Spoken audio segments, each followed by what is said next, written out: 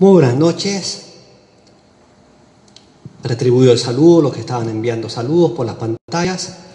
Vamos a iniciar nuestra quinta sesión en el nombre del Padre, y del Hijo, y del Espíritu Santo. Amén. Ven, Espíritu Santo, llena los corazones de tus fieles y enciende en ellos el fuego de tu amor. Envía, Señor, tu Espíritu, y todas las cosas serán creadas, y renovarás la faz de la tierra. María, Madre de la Iglesia, ruega por nosotros. En el nombre del Padre, y del Hijo, y del Espíritu Santo. Amén. Vamos avanzando en nuestro curso. Dedicamos la última clase al gran tema de la libertad, este don de Dios con el cual fuimos creados, esta característica propia de la criatura espiritual. Dijimos que la libertad, ¿para qué nos fue dada? Para el bien, para el bien. El mal es una posibilidad de la libertad, pero es un mal uso de la libertad. En las 4 sesiones anteriores hemos estado en el primer gran capítulo de nuestro curso, el más extenso, porque a la pregunta ¿quién es el hombre?, ¿qué hemos respondido? ¿Cuál ha sido la respuesta? El hombre es una criatura, un ser creado por Dios. Y todo lo que hemos visto hasta ahora hace parte de ese nivel de la creación, creado a imagen divina, en esa unidad sustancial de cuerpo y alma, en la diferencia de varón y mujer, en esa armonía originaria con este gran don de la libertad. Entonces, primera respuesta, el hombre es criatura. Pero yo les dije en la primera clase, no sé si lo recuerdan, que el concepto de la creación era el primero, pero eran 3 conceptos fundamentales. Ahora vamos a pasar al segundo. ¿Cuál será? Si pensamos bien, lo que hemos visto hasta ahora nos muestra una mirada muy hermosa del proyecto de Dios para el ser humano. Pero si miramos nuestro mundo, si miramos nuestra realidad, ¿es todo tan perfecto? Pareciera que no. ¿Cuál será el segundo concepto? El hombre como pecador, como un ser herido, frágil. Porque miremos nuestro mundo. En nuestro mundo hay sin duda, está lejos de ser el paraíso, ¿no? Cuando dijimos que esa armonía originaria, el hombre en armonía con el Creador, consigo mismo, con los demás, con toda la creación, ¿es eso nuestro mundo hoy día? ¿Qué dicen ustedes? No, ¿no es cierto? ¿Qué pasó? Bueno, algo ha pasado, ¿no? Eso lo llamamos pecado. Porque si miramos el mundo, podríamos enumerar tantos males que afligen a nuestro mundo. Las guerras, las injusticias, la miseria en la cual viven tantos, la confusión tremenda de valores, el pecado en todas sus formas. Pero en el fondo todos esos desequilibrios que vemos en el mundo son un reflejo de un desequilibrio que se encuentra en el corazón del hombre. Porque todos esos males, las guerras, las miserias, las injusticias, ¿quiénes los han causado? El hombre, tú y yo. Por tanto, el problema ¿está dónde? Está en el corazón del ser humano. Veamos entonces, vamos a abordar ahora entonces este segundo nivel antropológico, el ser humano como pecador. Vamos a leer acá un texto, bueno, algo ya les adelanté, del Concilio Vaticano II. Dice, en realidad, los desequilibrios que fatigan al mundo moderno, lo que hablábamos recién, la injusticia, las guerras, están conectados con ese otro desequilibrio fundamental que hunde sus raíces en el corazón del hombre. Son muchos los elementos que se combaten en el propio interior del hombre. A fuer de criatura, el hombre experimenta múltiples limitaciones. Somos limitados, no podemos hacer todo. Se siente, sin embargo, ilimitado en sus deseos y llamado a una vida superior, ¿no? Qué cierto es eso, o sea, los deseos del corazón del hombre son casi infinitos, pero la realidad es que nosotros somos bien limitados en muchas cosas. Bueno, el coronavirus nos lo ha recordado. Atraído por muchas solicitaciones, tiene que elegir y renunciar. Más aún, como enfermo y pecador, no raramente hace lo que no quiere y deja de hacer lo que querría llevar a cabo. Deja de hacer lo que quisiera y hace lo que no quisiera. Conocemos esa frase, ¿no es cierto? ¿De dónde viene eso? San Pablo, no hago el bien que quiero y hago el mal que no quiero. Yo creo que si somos honestos, es la experiencia de todos nosotros, ¿no? Si nos miramos dentro de nosotros, hay algo que no termina de calzar totalmente. Experimentamos como una ruptura interior, como una herida. Todos nosotros podemos hacer nuestra esa frase de San Pablo. Alguna vez, muchas veces en realidad, no hemos hecho el bien que quisiéramos y hemos hecho el mal que no quisiéramos. Si alguien me dice que no es su caso, no le creo. Por ello, el hombre siente en sí mismo la división que tantas y tan graves discordias provoca en la sociedad. Entonces, el problema del ser humano no está afuera. Es fácil echarle la culpa al sistema, a la sociedad, a tanta cosa. El problema, la raíz del problema está dentro de nuestro corazón. Y eso, el lenguaje cristiano, ¿qué nombre recibe? ¿Qué nombre expresa esa fractura interior del corazón humano? Es la consecuencia del pecado original. El pecado original. Pasemos. La realidad del pecado original, es decir, la teología, en base al relato de la Escritura, nos hace descubrir que en el origen de la historia humana se produjo una ruptura, se produjo una herida que ha herido la naturaleza humana. Pecado original se llama original porque está en el origen de la historia, al principio, y también porque es originante, es decir, ha dado origen a toda una historia de pecado en la humanidad. Es como una bola de nieve que se ha ido engrosando. Original, en el origen y originante.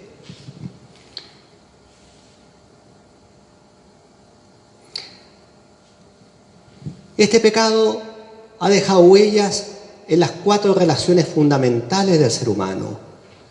Ustedes conocen el relato de la Biblia, ¿no es cierto? El capítulo 3 del Génesis, cuando Adán y Eva desobedecen a Dios y comen del fruto prohibido.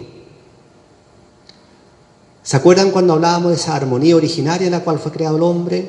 Bueno, todo eso se rompe. El hombre en armonía con Dios, y ahora Adán y Eva se esconden de Dios. Son expulsados del paraíso. Bueno, yo creo que todos lo hemos experimentado. El mismo vínculo con Dios a veces se nos hace difícil. No siempre brota espontáneo. La ruptura con nosotros mismos, esa armonía interior se rompió. A partir de ahora, lo vamos a ver un rato más, lo vamos a explicar mejor, ¿no?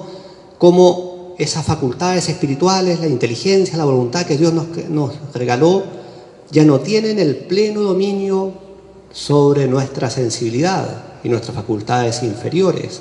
Muchas veces se produce una rebelión, por así decir, de las pasiones, de los sentidos. Se rompió la armonía con el resto de los seres humanos, ¿no? El texto de la Biblia lo expresa de una manera tan gráfica, ¿no?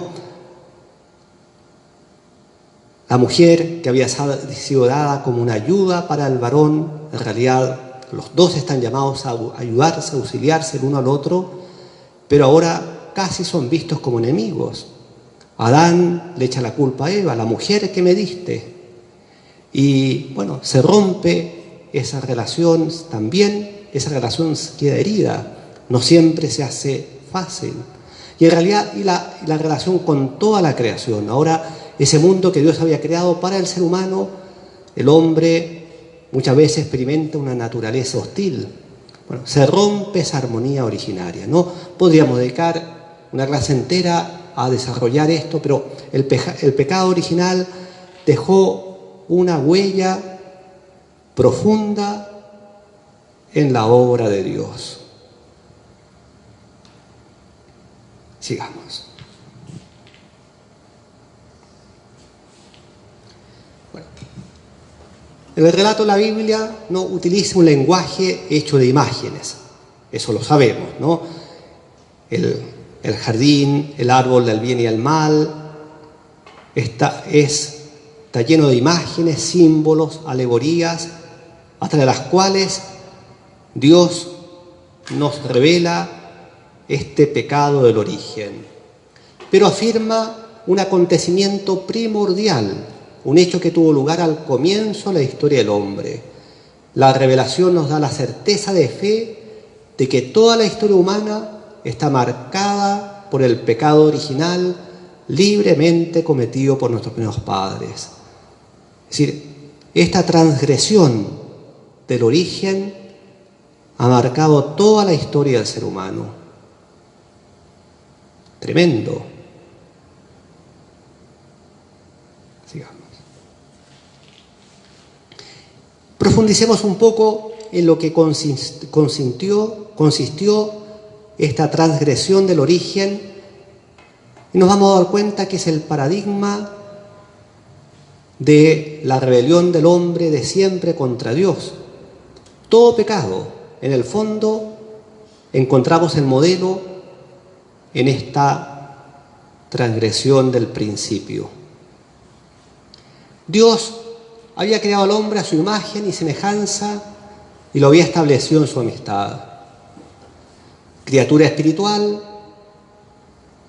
un alma inmortal, el hombre no puede vivir esta amistad más que en la forma de libre sumisión a Dios. Esto es lo que expresa la prohibición hecha al hombre de comer del árbol del conocimiento del bien y el mal, porque el día que comieres de él, morirás. ¿Se acuerdan del relato ustedes, no? El ser humano podía comer de todos los frutos del jardín, menos del árbol del bien y del mal. En el fondo, ¿cuál era el tema? Dios, que nos creó libres, quiso someter a prueba nuestra libertad. Dios, como decíamos la vez anterior, quiere ser libremente conocido, amado, servido por su criatura, y eso significa por parte nuestra que en nuestra libertad tenemos que reconocer nuestra dependencia y sumisión del Creador. Y justamente el pecado original fue rebelarse contra esa sumisión, contra esa dependencia. Es decir, Dios que me creó, me dio un mundo hermoso, pero que me colocó un límite que yo no podía traspasar, pero el hombre en su soberbia, porque en el fondo el pecado original es un acto de soberbia muy grande, soberbia infinita, decide no reconocer esa dependencia. Ahora, no es Dios quien tenga que decirme el bien y el mal, yo decido. Seréis como dioses, conocedores del bien y el mal, le dijo la serpiente a Eva. Conocedores del bien y el mal, es decir, yo soy autónomo, yo decido por mí mismo. Sigamos. Bueno, el árbol del conocimiento del bien y del mal evoca simbólicamente ese límite infranqueable que el hombre en cuanto criatura debe reconocer libremente y respetar con confianza. ¿Cuál es ese límite? Justamente el límite de reconocerme criatura, de aceptar que he salido de las manos del Creador y que por tanto dependo de ese Creador. Por tanto, en Él encuentro la felicidad. Él es la verdad. El hombre depende del Creador, está sometido a las leyes de la creación y a las normas morales que regulan el uso de su libertad. O sea, si Dios es el Creador, Él ha dejado, y si me creó a imagen suya, en mi misma naturaleza, yo descubro ese mensaje, esa huella. Bueno, y si yo, en mi soberbia, desconozco eso, eso es el pecado. Entonces, el pecado original fue ante todo un acto de soberbia infinita del hombre que no quiso reconocerse como criatura y quiso hacerse a sí mismo un pequeño Dios. Ese seréis como dioses, ¿no? Hacerse a sí mismo un pequeño Dios. Y nos reconocemos ahí, ¿acaso la soberbia del hombre de siempre, también de hoy día? El hombre ensoberbecido por sus obras quizás, cree no necesitar a Dios, pretende prescindir de Dios, pretende tener incluso el dominio de la vida misma. Entonces, la dependencia del Creador. Nos sigue diciendo el Catecismo de la Iglesia, en este pecado el hombre se prefirió a sí mismo en lugar de Dios y por ello despreció a Dios. Hizo elección de sí mismo contra Dios, contra las exigencias de su estado de criatura y por tanto contra su propio bien. El hombre, creado en un estado de santidad, estaba destinado a ser plenamente divinizado por Dios en la gloria. Miren qué hermosa la expresión y qué fuerte, ¿no? El hombre estaba destinado a ser divinizado, a participar de la naturaleza divina, a participar de la vida misma de Dios. Y acá agrega una frase que está tomada de un padre de la Iglesia, San Máximo el Confesor, una frase muy hermosa también, dice: por la seducción del diablo quiso ser como Dios, pero sin Dios, antes que Dios y no según Dios. Porque en el fondo, querer ser como Dios, de alguna manera, era el plan de Dios para el hombre. Dios quería hacernos participar de su gloria, participar de su vida divina. Entonces, en cierto sentido, ese ser como Dios no estaba mal, era el plan de Dios. Pero ¿cuál es el problema? Que por instigación del demonio quisimos ser como Dios, pero sin Dios, antes que Dios y no según Dios. O sea, ser como Dios, pero por mí mismo. Un poco la historia de la Torre de Babel. El hombre que quiso llegar al cielo, pero por sus propias fuerzas. ¿Cuál fue el resultado? La confusión, y terminaron destruyéndose unos a otros. Y nuevamente les repito, no es la tentación de siempre. Y quizá en nuestra época se ha visto con tanta fuerza, ¿no? El hombre que se cree Dios, pero en el fondo quiere construir un mundo perfecto, entre comillas, pero sin Dios. Ese mundo se vuelve contra el hombre, terminamos confundidos, destruyéndonos unos a otros. ¿Hay una pregunta? Lo saluda Isabel Suárez y pregunta, si Dios pone un límite, entonces la libertad no es plena. El uso de la libertad está dividido entre Dios y el hombre. Es que nunca la libertad humana podrá ser infinita, ilimitada, porque somos criaturas. Por el hecho de ser criaturas, somos finitos, somos limitados, justamente porque somos criaturas. Pero quisimos traspasar ese límite no reconociendo justamente nuestra condición de criatura y la dependencia del Creador. Y Catherine Pirela pregunta, saludos padre, ¿cuál es el pecado más difícil de perdonar por Dios según la Biblia? Bueno, quizás salirse del tema, ¿no? Pero en el fondo todo pecado es un acto de soberbia. Pero todo pecado puede ser perdonado, dice Jesús, menos el pecado contra el Espíritu Santo. ¿Cuál es el pecado contra el Espíritu Santo? Es la obstinación hasta el fin en el pecado. O sea, en el fondo, ¿por qué no puede ser perdonado? Porque el hombre no abre la puerta de su corazón al perdón, se endurece en el pecado, y eso hasta el fin. Es tremendo, pero es una posibilidad de nuestra libertad. O sea, una posibilidad de nuestra libertad es que hasta el fin rechacemos el don de Dios. Tremendo, pero posible. Continuemos.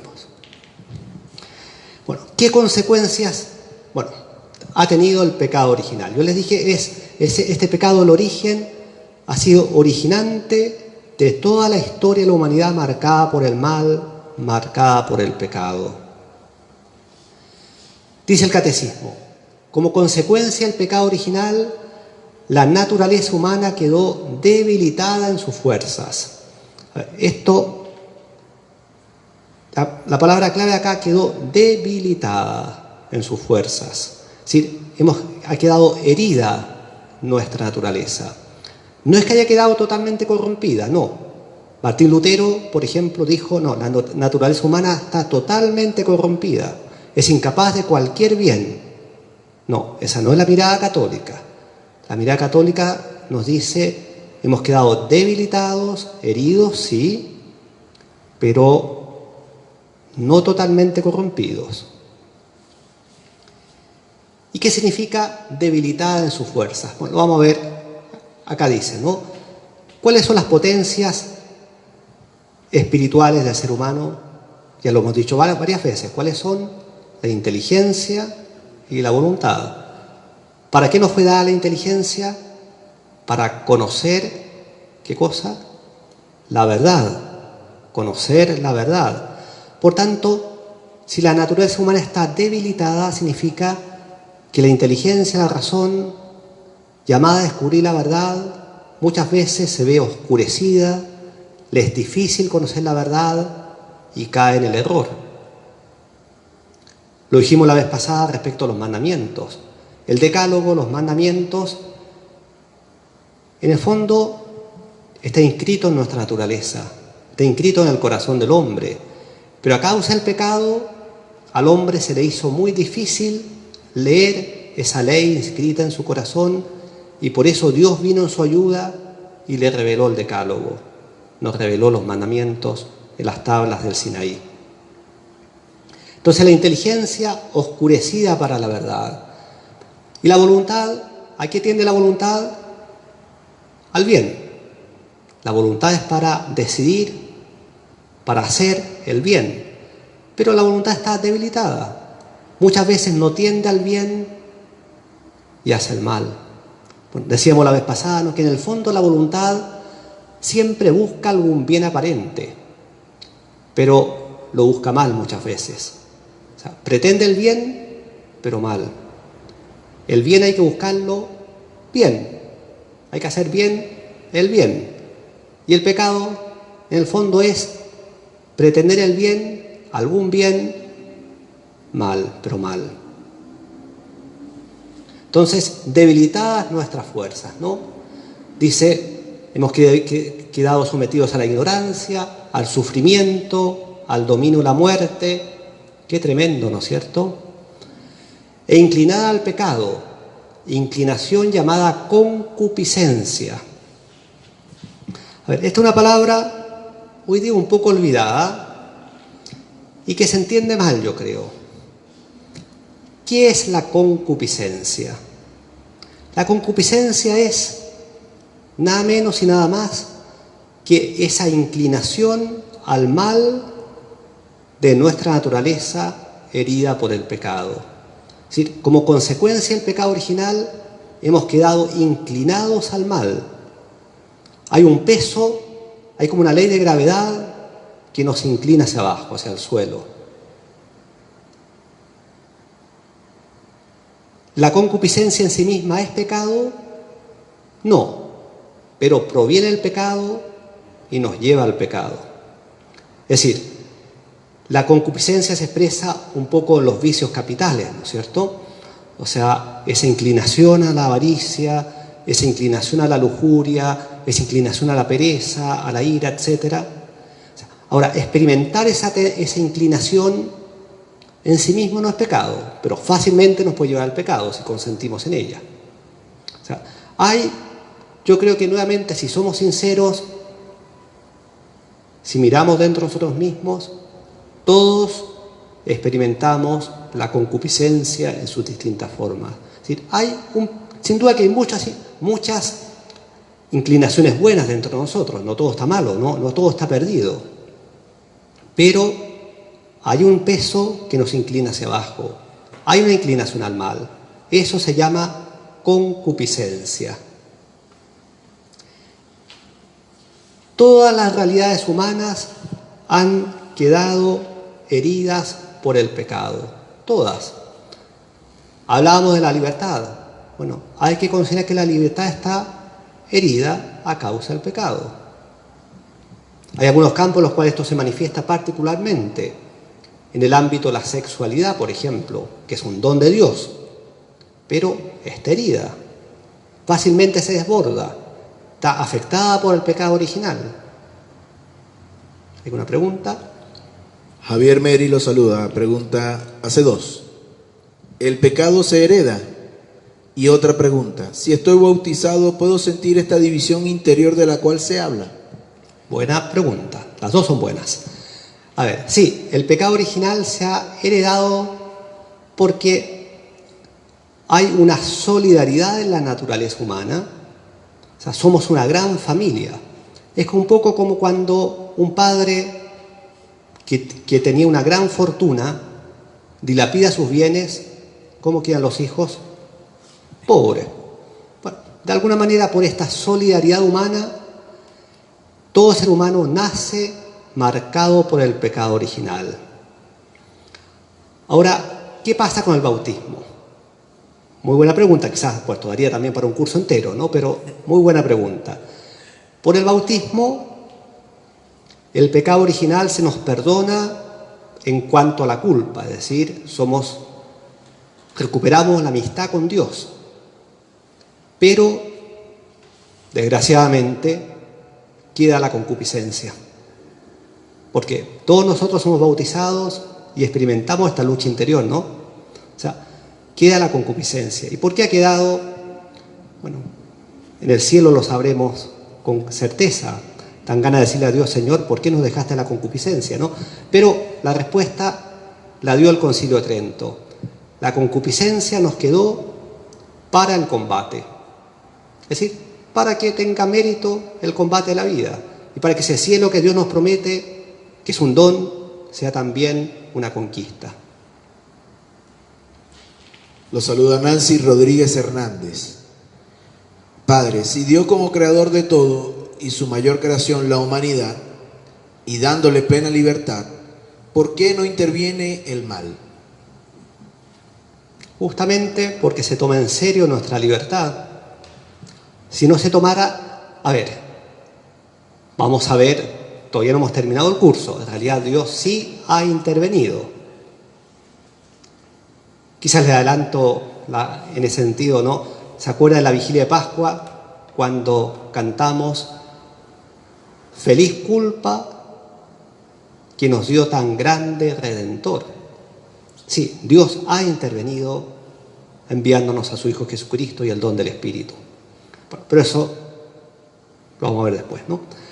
Pero también, claro, pero uno dice, ante situaciones dramáticas de manifestación del mal en la historia, bueno, es el misterio del respeto a nuestra libertad. O sea, Dios se toma en serio nuestra libertad. Y por eso hay cielo y hay infierno. Justamente porque Dios se toma en serio nuestra libertad, esa posibilidad tremenda también de la condenación eterna. No es que Dios nos quiera condenar, pero si el hombre hasta el final rechaza el don de Dios,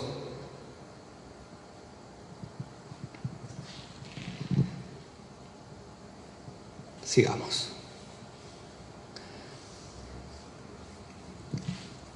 La doctrina, está tomado el catecismo esto, ¿no? A ver, esta sigla, CSE, es la sigla del catecismo, ¿no?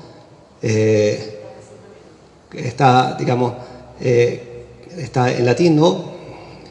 Catequismus Catholicae Ecclesia. Catecismo de la Iglesia Católica, ¿no? La doctrina sobre el pecado original vinculada a la redención de Cristo. Bueno, todavía no hemos hablado de la redención. Esto va a ser la próxima clase, les adelanto, ¿no? Pero en realidad, claro, quizás en esta clase, justamente porque estamos hablando del pecado, hemos marcado todas las tintas hacia el pecado, pero no podemos desvincular la doctrina del pecado de la doctrina de la redención. Proporciona una mirada de discernimiento lúcido sobre la situación del hombre y de su obrar en el mundo. O sea, es una mirada realista. O sea, no podemos ser ingenuos. Por el pecado de los primeros padres, el diablo adquirió un cierto dominio sobre el hombre, aunque éste permanezca libre. El demonio existe. Los ángeles también fueron sometidos a la prueba de la libertad. Algunos, un buen grupo, se rebeló contra Dios. Bueno, el demonio, los demonios han adquirido, dice acá el catecismo, un cierto dominio, pero permanecemos libres. Es decir, el demonio no puede violentar nuestra libertad. En la carta a San Juan hay una frase tremenda, dice, el mundo entero yace bajo el poder del maligno, pero permanecemos libres. El pecado original entraña la servidumbre bajo el poder del que posee el imperio de la muerte, es decir, el diablo. Ignorar que el hombre posee una naturaleza herida, inclinada al mal, da lugar a graves errores en el dominio de la educación, de la política, de la acción social y de las costumbres. ¿Qué cierto es esto? Si ignoramos la realidad del pecado original, de esta inclinación al mal, caemos en una tremenda ingenuidad. Por eso que hay que educar. Hay que educar la voluntad. ¿Qué significa educar? Bueno, entre muchas cosas significa iluminar la inteligencia, fortalecer la voluntad. A veces hay una visión equivocada. Había un filósofo francés de la Ilustración, Rousseau, seguramente lo escucharon alguna vez, ¿no? Jean-Jacques Rousseau. Él decía que el hombre nacía naturalmente bueno y que la sociedad lo corrompía. ¿Es verdad eso? Es mentira. Es falso. El hombre no nace naturalmente bueno. Fue creado bueno, sí, por Dios. Pero dada la realidad del pecado original, dado el estado de naturaleza caída, no nacemos naturalmente buenos. Hay una inclinación al mal. Uno lo puede ver. Un niño empieza a crecer y ya empieza a hacer maldades. Y por eso hay que educarlo. Si a un niño no lo educamos, queda en estado semisalvaje. Entonces, desconocer esta realidad del pecado original tiene graves consecuencias en todos los ámbitos, ¿no? Un ejemplo. A veces hay gente que se cree ingenuamente, presume de sus fuerzas y se olvida que hay pecado original y se expone a peligros. Y si alguien se expone al peligro presumiendo sus propias fuerzas, muy probablemente va a caer. Dice la Biblia, el que busca el peligro cae. ¿Por qué? Justamente por el pecado original, por esta inclinación al mal. Entonces, claro, no significa que tengamos que estar así arrancando, escondiéndonos, atemorizados, pero hay que contar con esta realidad del pecado original en mí y en los otros. En último término, esto nos recuerda que estamos en combate, ¿no? Estamos en un estado de combate espiritual. La Biblia lo dice muchas veces. El libro de Job, la vida del hombre es una milicia en la tierra. San Pablo nos habla del combate espiritual, de las armas del combate. Bien. Entonces, como conclusión, acá tenemos el segundo gran concepto antropológico. Primero, el hombre creado por Dios. Segundo, el hombre pecador, frágil, herido, inclinado al mal. Pero gracias a Dios, la historia no termina con el pecado. La próxima clase veremos cómo continúa. ¿Alguna pregunta más que quede? ¿No? Aprovecho un minuto porque ya nos quedan 2 clases para terminar. Yo sé que han estado siguiendo este curso, me han contado gente de muchas partes y aprovecho de darles un saludo y muy contento de que se conecten de lugares muy distintos. Para los feligreses de San Antonio María Claret, ¿no?, les quiero proponer una pequeña evaluación al final del curso. A ver, muy simple. Para optar a tener un diploma, me van a mandar un audio de no más de 2 minutos expresando qué les ha dejado para su vida personal este curso. O sea, la experiencia en fondo, lo que han sido estas sesiones, qué les ha dejado para su vida personal. Eso para tener diploma.